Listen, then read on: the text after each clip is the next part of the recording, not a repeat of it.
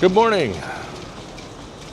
Welcome back to another episode of Jason's Life in 5. Today is Saturday, May 9th, 2026. And as of right now, we are in Geneva, Switzerland. It's where we spent the night yesterday.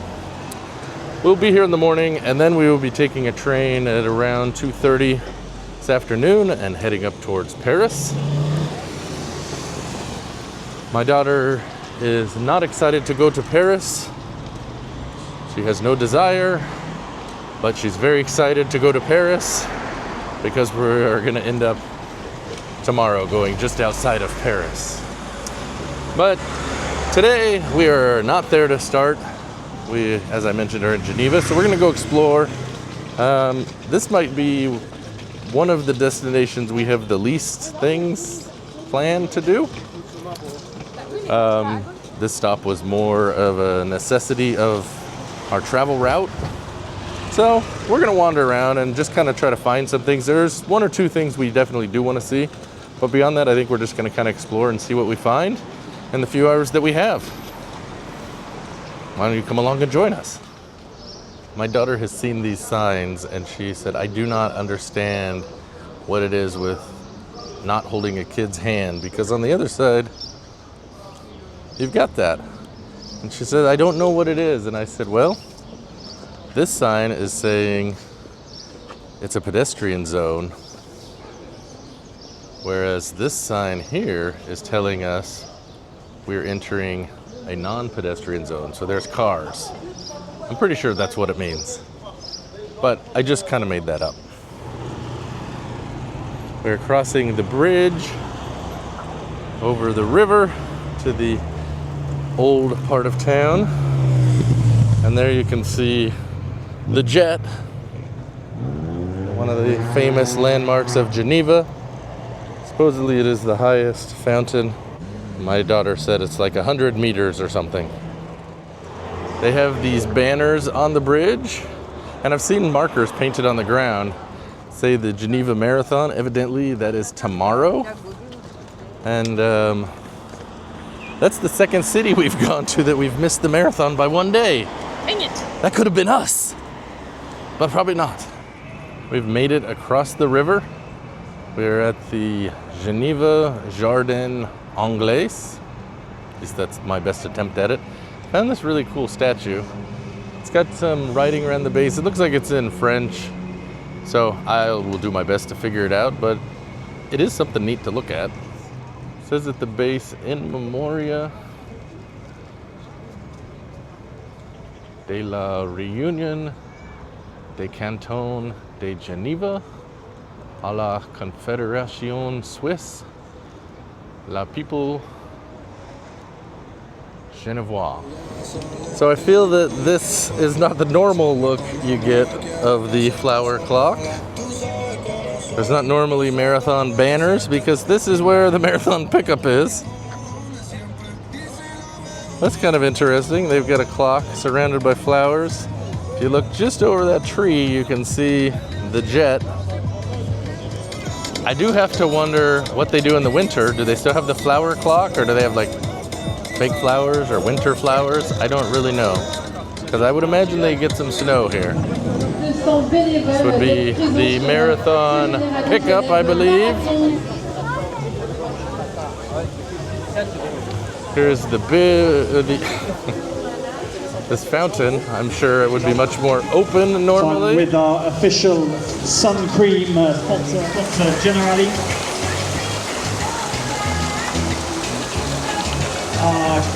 Carita Captiva, Human Safety Net Switzerland.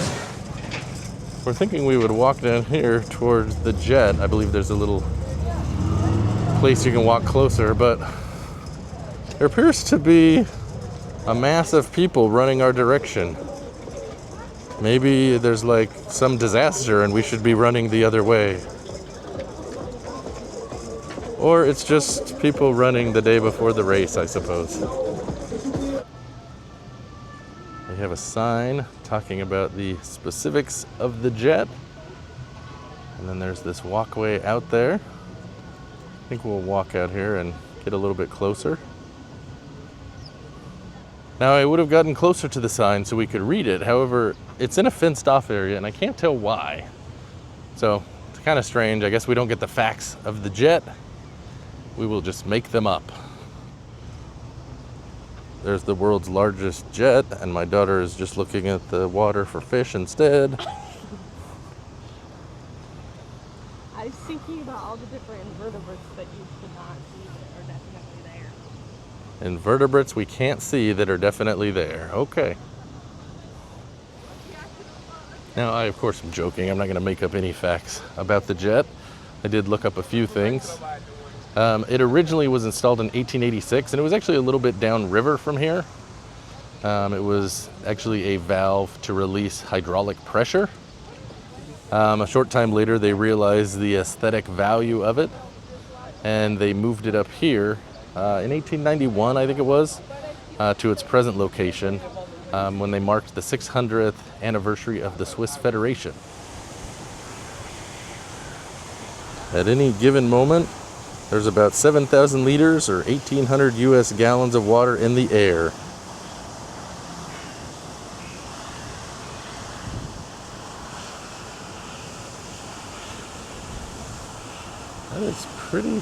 That's actually pretty neat. Walking down the street and they have a sign that points the direction of France. We happen to be going this way, but we're not walking to France. But we are walking to some sort of street festival or market, I don't really know. But it is crowded and blocked off up here.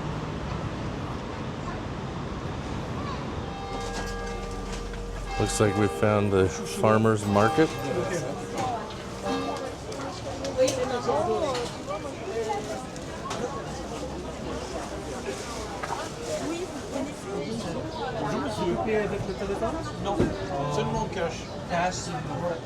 There we have mushrooms and truffles.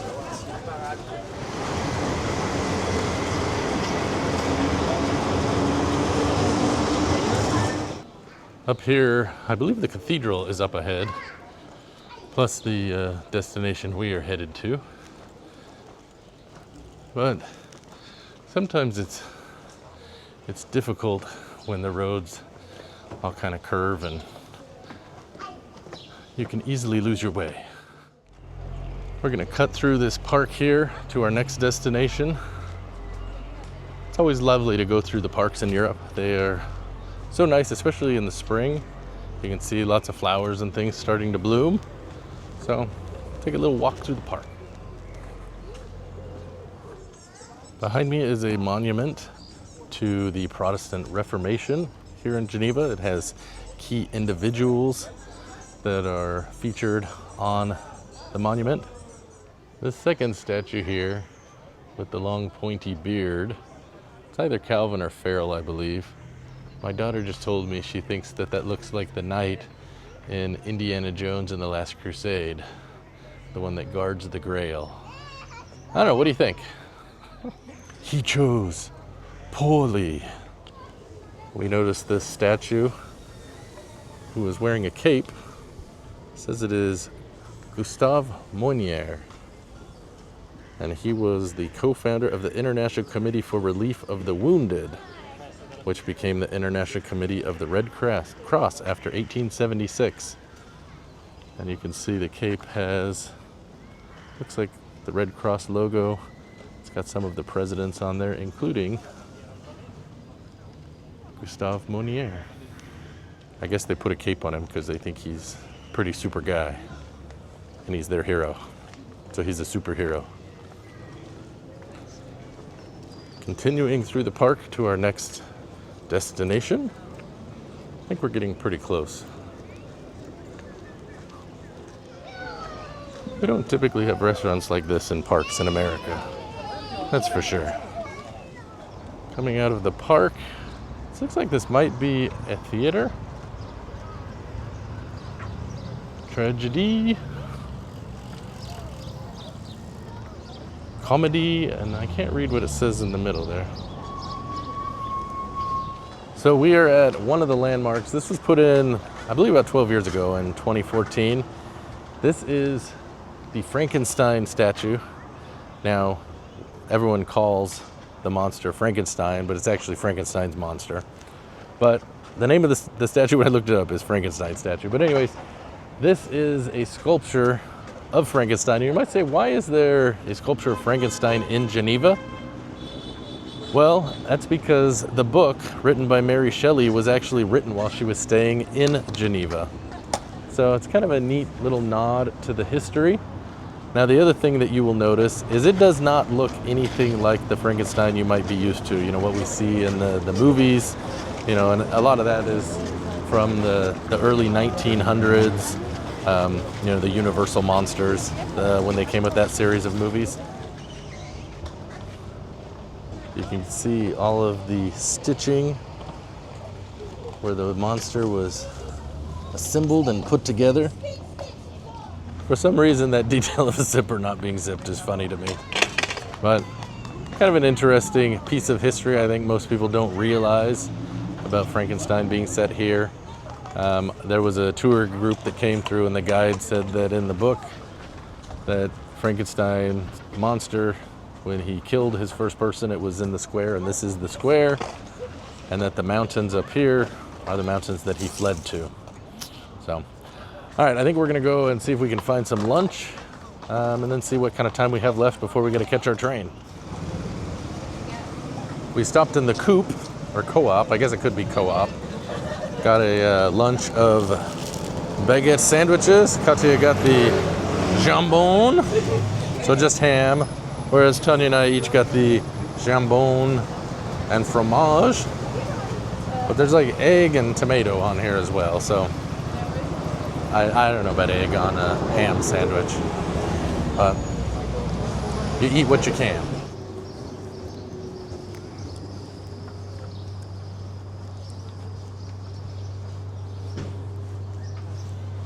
There's the park where we were a little bit ago, where the Frankenstein statue is. So I was thinking, Katya, if people watch these videos, do you think that going to Europe is just a bunch of walking around and looking at things you can't read? Yeah. And trying to find food that you don't know what half of it is or if you'd like it? That's basically what it is. That's what it is. Okay, well, it's what it is for us at least. We have like 2 things we want to see, and we generally figure it out. And then the rest of the time it's stumble upon things and wonder what that thing is.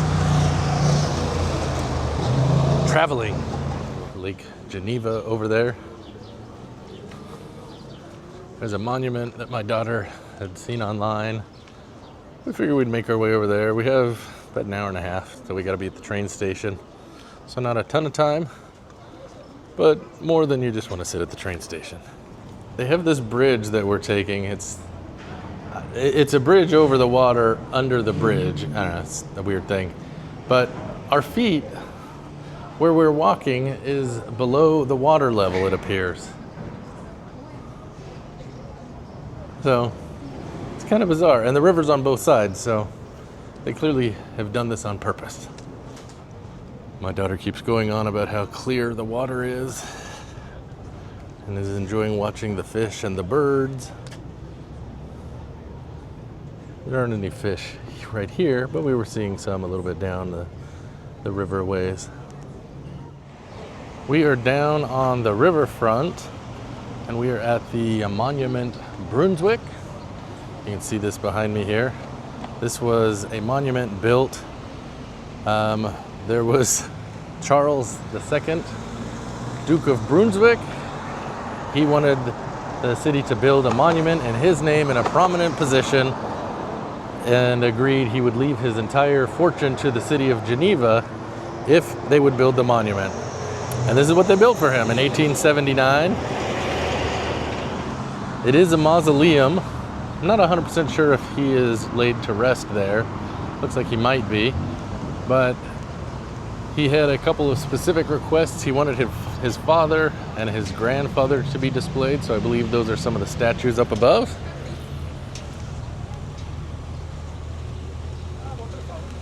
And he wanted it to be built in the style of some of the similar type buildings in Verona, Italy. It's like People and dogs alike are enjoying the fountain. See what's up the stairs here. Across the little moat.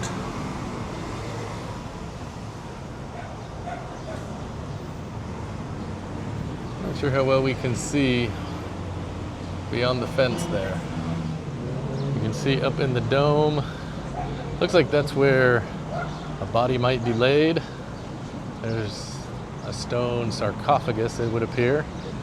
And you can see the fresco up above it, or maybe that's a mosaic, I guess it looks like. Evidently the estate that he left was worth 24 million francs, and 2 million of it were used to build the monument. Now what that would equate to today, I don't know, it didn't say. But it is gonna be a lot more, you would think. My daughter saw this statue and said, look, it's Michael Jackson.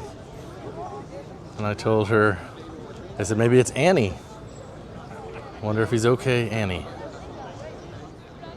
Getting in the final views of the jet.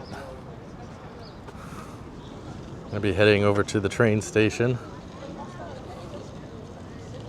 You can see the lake here. People boarding a boat here a little bit ago.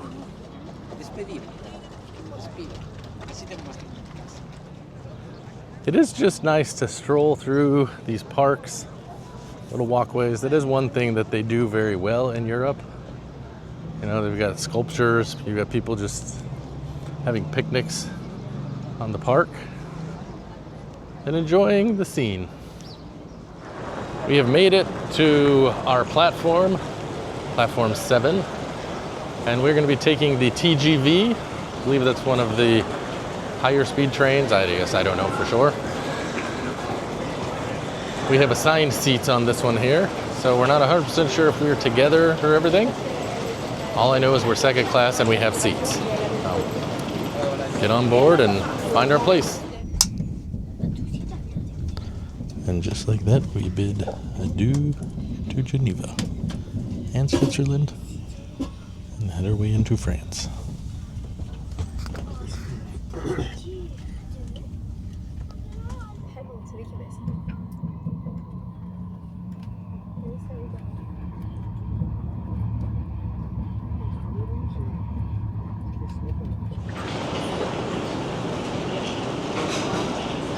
We have made it after roughly 3 hours. We've made it back into Paris. We are at the Gare de Lyon station. And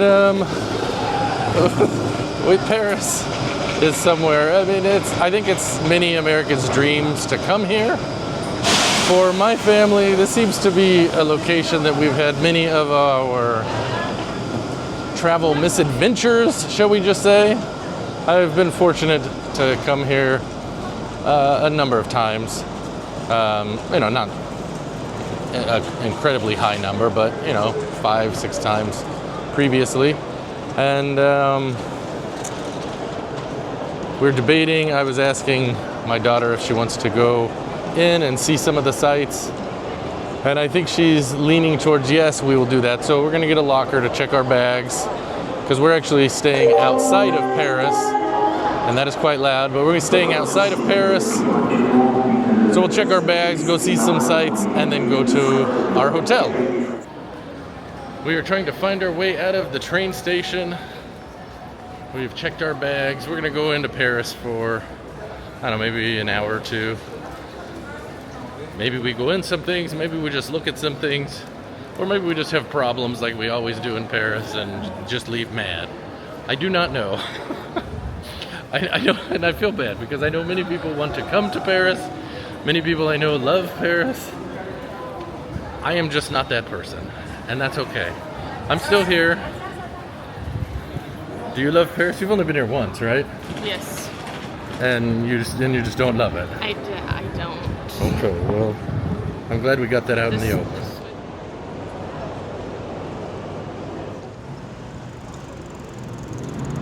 More wandering European streets.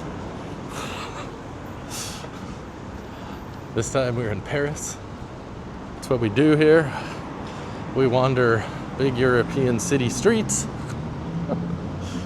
How's your wandering going? Great. Do you have somewhere you want to wander to? Notre Dame, I guess. Notre Dame. Okay, we will wander to the Notre Dame. We're down here along the bank of the Seine with a lot of other people, but we can see Notre Dame over there. Not sure how well you can see it. You can see the towers just to the left of the tree there, but try to make our way over there. Go from there. Appears to be some sort of party going on down there. Lots of people lined all along the banks of the river. Just enjoying their Sunday afternoon, I guess. No, it's Saturday afternoon. Sometimes when you've been traveling for a number of days, you forget what day it is. It is Saturday.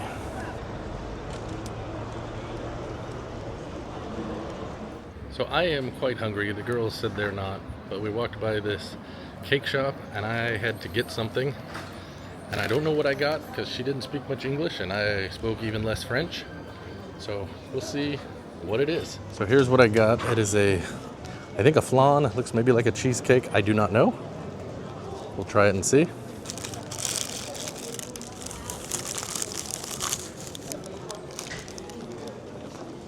Yep, it's a flan and it's good.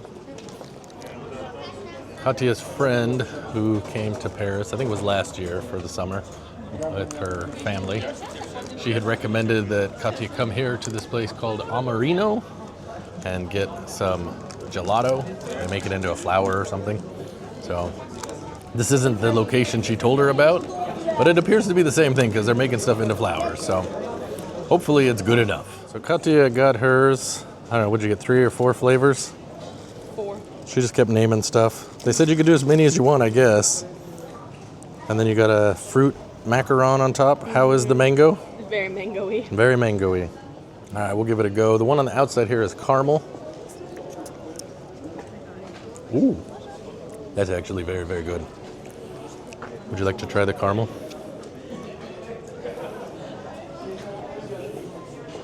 That is caramel. I don't think she likes caramel.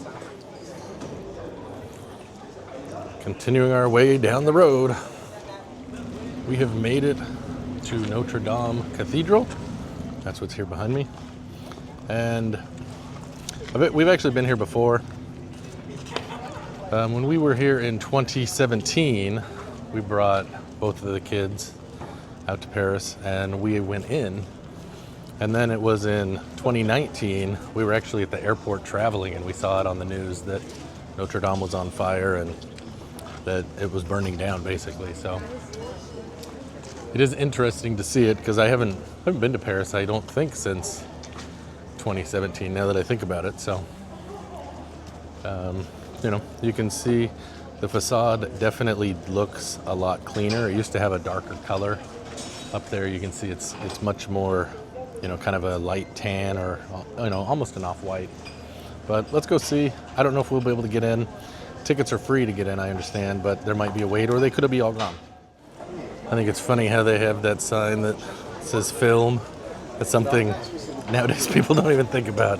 There are still, some people that use film, but for the most part, that is a much less used medium for capturing things.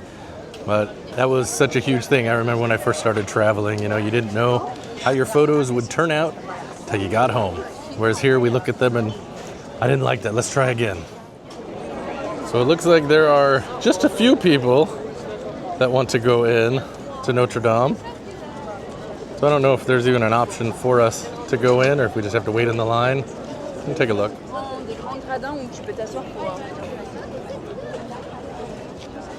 So we are waiting in line. Online it said it was about 25 minutes generally to get in. So the line is actually moving rather quickly. I have been in, and it sounds like a lot of the relics and the stained glass that was in there was not damaged in the fire. The fire burnt the wooden spire, that one is gone, as well as the roof that was over it. And they didn't finished getting the restoration done, although it looks like they're still working on it outside, so I don't know if that's just standard restoration or part of the fire damage. But they didn't get that renovation done until 2014. So it was closed for, what was that, a good 5 years. Construction on the cathedral started in 1163 and was not completed until 1345. That, of course, does not include the restoration time. My daughter's a big Disney fan. I think she's hoping to see Quasimodo up there and talk to the gargoyles. So we waited about 20 minutes to get in, so it was very easy. The line was constantly moving, so that was not a problem, and we were able to go in. They did allow for photos and even a little bit of video. I tried to be a little more low-key, and they did ask for silence, so that's why the audio on that, I'm just going to kind of dub over that. But it was really neat to go through and see. They actually had a mass service going on in there. And that's kind of a unique situation when you're, in this space that's a religious site that's meaningful to people, and you're just kind of a tourist while they're in the middle of their service. It was a little different, but the stained glass in there, the architecture, it's very clean. My wife said she didn't remember the colors being so bright from when we were in there before, but like I said, the stained glass, there's sculptures, all kinds of great stuff. So anyways, we are gonna try to make our way over. I think Kate said she wants to go see the Eiffel Tower once more. We saw the top of it, when we were over there a little ways, but we're gonna see if we can make it down there before it gets too late. It's about 8 o'clock right now, so we don't have a ton of time. Our subway train is approaching. I think we have to go 4 stops, and then we will be at the Eiffel Tower. We don't have tickets to go up. I don't think we have any plans to do that. I looked earlier online. We could have gone to the second level, taking the stairs, which we've done that before. It's a fun way to do it, but I think we're just going to go down, kind of take a look at it. Like my daughter said, it seems dumb to come to Paris and not do that. So we'll head down now. So 4 stops, just like I thought. We are here at the Champ de Mars, I think is the stop name. We'll come right out here and we will see the Eiffel Tower. It's not dark yet, so it's not going to be lit up. So I don't know how long we'll be here, but we can at least say we saw it. Going to be lots of people selling tchotchkes and overpriced garbage. And if we're lucky, we don't get pickpocketed. There it is. Oh, it's the Eiffel Tower. So towery. So they have a barrier that is constructed around it. You're gonna have to go through security if you want to go up it or at the base. First time I came here, there was none of this security. You could just walk up underneath it. It's no big deal. But of course, with recent events and everything that seems to go on in the world, things change that way. I don't remember it last time. My daughter said she remembers it, but I'm getting old, so maybe I forget stuff. There are a ton of people here. It is, I don't want to say organized chaos, it's just chaos.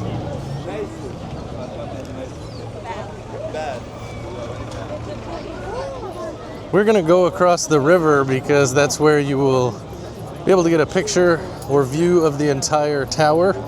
We're too close to be able to see it unless you do something weird like that, but that doesn't make as good of a picture, I don't think.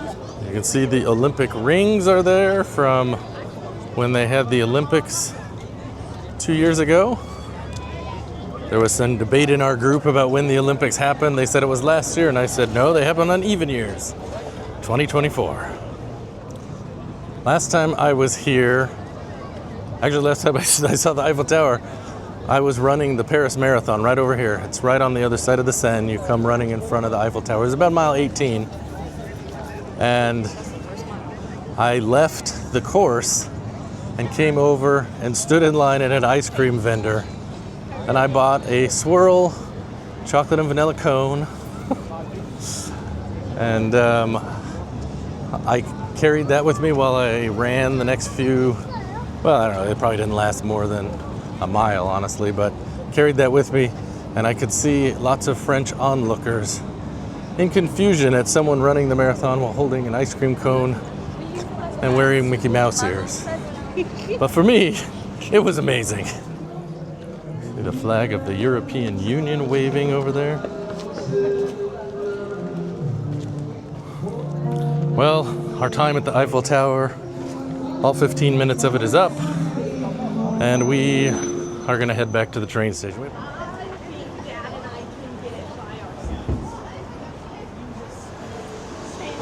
We've taken the subway and we're changing at good old Franklin D. Roosevelt. My daughter said that's a stop I can remember the name of. We got to get back to Gare de Lyon to pick up our luggage.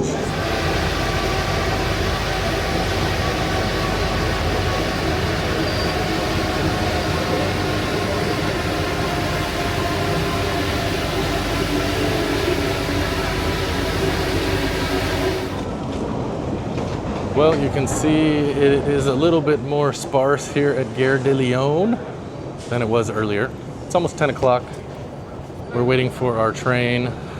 We have to wait for a couple of trains to pass because we are on the A line. Comes out here, you can see the end of the line is Marne-la-Vallée-Chessy. You can see that's the Disney parks. We are going to the stop before it, Val d'Europe. And the only train that goes out there is going to be the one to Marne-la-Vallée, because there's some that stop at some of these others, Torchy and some others, but that's what we're gonna do. And yeah, we'll get to the hotel late, get up early, and have a big day tomorrow at Disneyland Paris. We have made it to the outskirts of Paris. We're the second to last stop on the A line of the RER. The Val d'Europe, I believe, is the name of the stop. And now we are walking, it's just a couple blocks to the hotel, right outside the train station. And yeah, it's been another good but long day. And I think tomorrow is gonna be even worse as far as being a long day, but it's gonna be great. So, yeah, we're just staying at a cheaper hotel out here called the Ibis. It's another Ibis hotel. It's one of the more budget-conscious chains. And when we're just there for a couple of hours, it just doesn't make sense to spend a lot more money. So we are going to call it an evening. And tomorrow, the adventure will be back going to Disneyland Paris. It's just one stop, like I said earlier, on the train, and should be a good day. Thanks for watching this episode of Jason's Life in 5, and we will see you next time for another adventure. Until then, happy travels.